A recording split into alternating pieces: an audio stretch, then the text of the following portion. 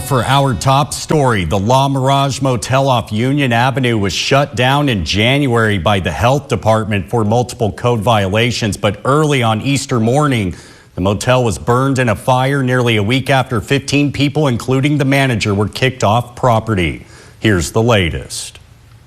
This is the aftermath from the fire that tore through the Mirage Motel on the 500 block of Union Avenue. Fire crews got the call shortly after 4 a.m. Easter morning. 525 Union Avenue, the Mirage Motel.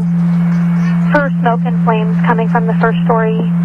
Multiple reports. It took 3 fire engines, 2 trucks, and 2 battalions to keep the flames from spreading to the motel next door. No injuries are reported. But this isn't the first incident at the motel that's been shut down and boarded up for health code violations. More than a dozen people, including the manager, were escorted off property by the police April 14th. Then the building was slapped with a do not enter sign dated the next day.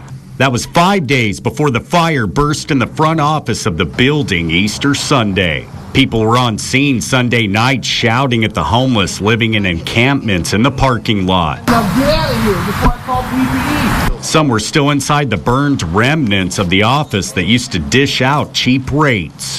The Mirage was also the site of a homicide investigation after a man was found shot to death in April 2020. Months later in September, Bakersfield police were called back to the motel when they found a man suffering gunshot wounds. In May 2023, officers found 47-year-old Moses Lee Campbell stabbed to death outside of a Mirage motel room. Police arrested 51-year-old David Nutt for the murder nearby on Brundage Lane. Nutt took a plea deal in exchange to drop the murder charge for voluntary manslaughter and a 17-year prison term.